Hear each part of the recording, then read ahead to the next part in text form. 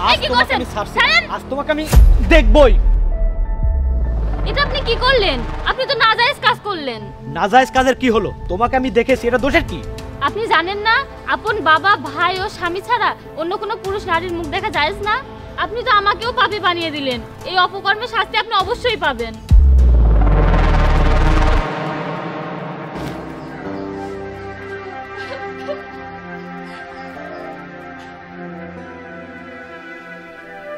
কিরে, কি হয়েছে?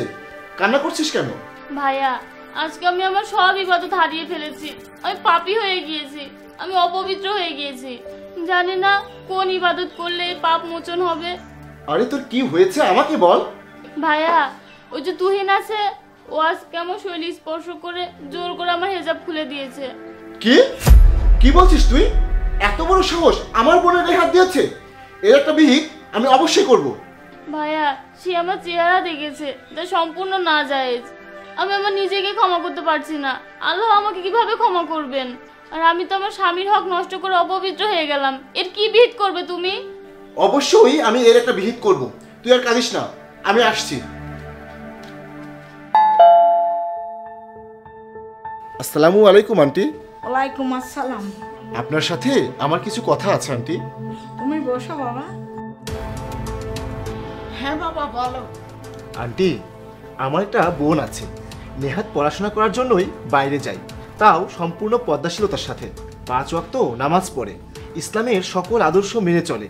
গতকাল পর্যন্তও আমার বোনের চেহারা কোনো পরপুরুষ দেখেছিল না, কিন্তু আজ কোনো একটা ছেলে জোর করে তার শরীর স্পর্শ করে তার হিজাব খুলে তার চেহারা দেখেছে। এজন্য আমার বোন নিজেকে গুনাহগার ভেবে কান্না করছে। সে মনে করছে সে তার স্বামীর হক নষ্ট করেছে, তার সকল ইবাদত নষ্ট হয়ে গেছে। আল্লাহর কাছে বারবার প্রার্থনা করছে তাকে ক্ষমা করে দেওয়ার জন্য। সত্যি তোমার বোন একটা ভালো মেয়ে। আজকালকার যুগে এরকম পরহেজগারী মেয়ে খুবই ভালো। যে ছেলে তার সাথে এমন বাজে আচরণ করেছে, অবশ্যই তাকে শাস্তি দেওয়া উচিত। কিন্তু তুমি এসে এসব কথা কেন বলছো? এর জন্য আমি কি করতে পারি? আন্টি, যে ছেলে আমার বোনের সাথে এমন কাজ করেছে সে আপনার ছেলে তুহিন। কি?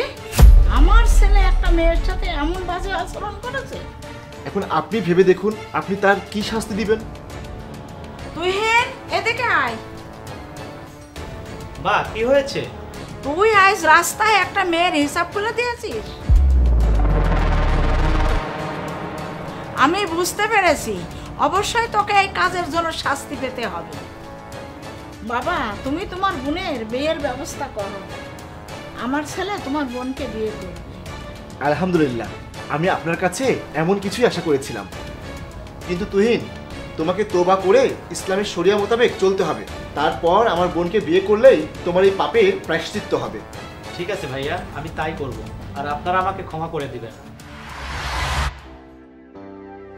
বোন, তুই আর চিন্তা করিস না। আমি তুহিনের মায়ের সাথে কথা বলেছি, তারা তোর সাথে তুহিনের বিয়ে দিতে রাজি হয়েছে। স্বামী ছাড়া অন্য কোনো পুরুষকে মুখ না দেখানোর তোর যে ইবাদত, সেটা ওরা নষ্ট হতে দেয়নি।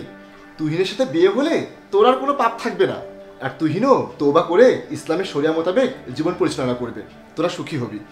আর তুহিনও তোকে পছন্দ করে, আর সেজন্যই তোর মুখ দেখার জন্যই ও এই কাজটা করেছিল। তুমি সত্যি বলছো ভাইয়া? আলহামদুলিল্লাহ, আল্লাহ আমার পাপ মোচন করেছেন।